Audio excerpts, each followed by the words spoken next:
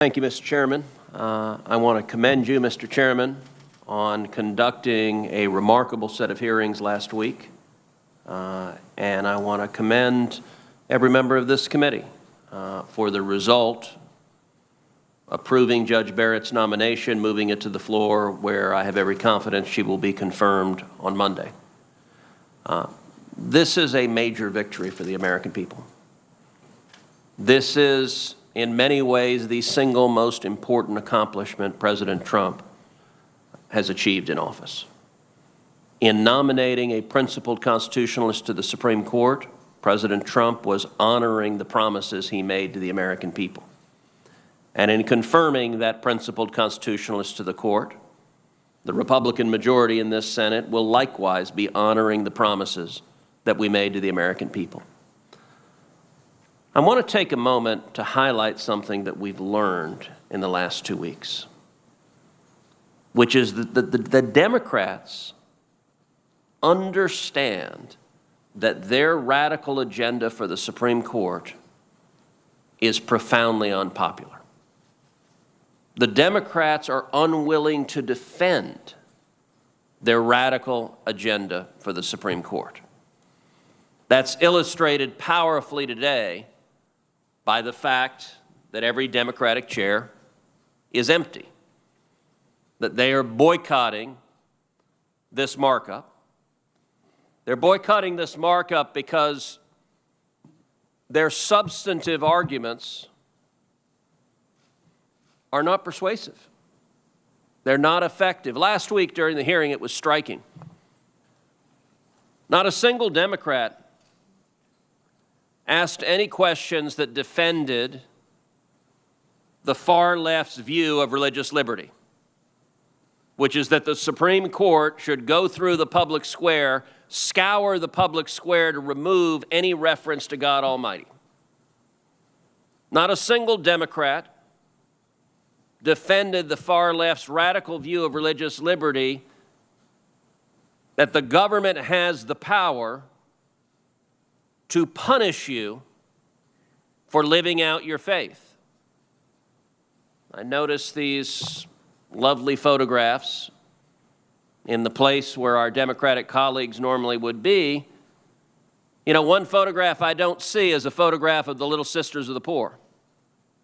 Little Sisters of the Poor, a Catholic convent of nuns who've taken a vow of poverty, who the Obama administration persecuted because they were living according to their religious faith,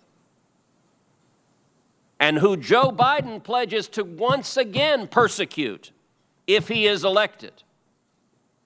Not a single Democrat in this committee defended that radical view of religious liberty because the American people don't want it. They want a court that will actually protect our religious liberty, not take it away. Not a single Democrat during the hearing last week defended the Democrats' radical view of free speech, which is that the federal government has the authority to regulate political speech, to regulate your free speech, and to silence you if you dare criticize a politician. That is a terrifying increase in government power. There have been 4 votes on the left for that proposition, that the federal government has the power to ban movies, that the federal government has the power to ban books. That was the position of the 4 dissenters in Citizens United, and not a single Democrat would defend that radical proposition because the American people have no interest in a federal government that has the power to regulate free speech. On the Second Amendment, not a single Democrat defended the proposition that 4 dissenters in Heller versus District of Columbia maintained, which is that the Second Amendment protects no individual right to keep and bear arms whatsoever,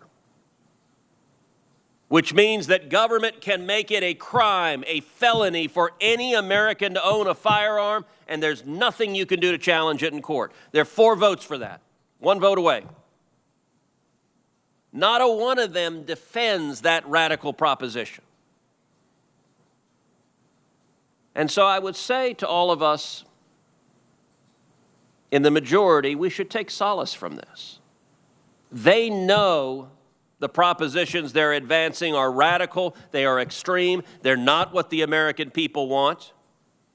To all of the grassroots activists who are out there fighting right now, less than 2 weeks away from Election Day, fighting to defend the Constitution and Bill of Rights, take solace in the fact that our absent Democrats understand last week was not going well for them. They tried to ask a few questions of Judge Barrett, and they realized this ain't good. The American people seeing this smart, calm, talented, principled jurist pledging to defend the Constitution, that is a problem for us, the Democrats. And by day 2 of the questioning, they had gotten out of Dodge. By midday, there were only 2 Democrats even left in the hearing room. Now, of course, 2 Democrats is more than we have here today.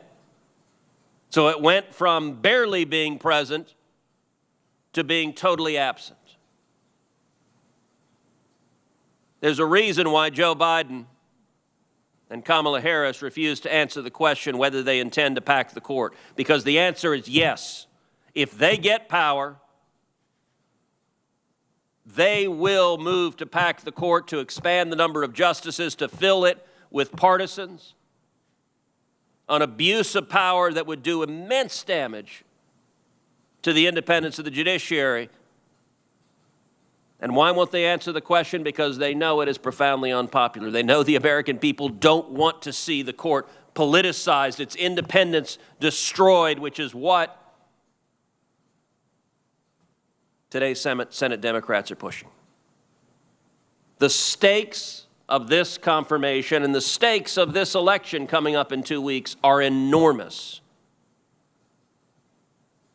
The reason the Democrats want to see leftists on the court is so that a majority of judges, unelected lawyers in robes, can mandate policy outcomes that the American people don't want, that they would never vote for, without our colleagues having to take responsibility for it.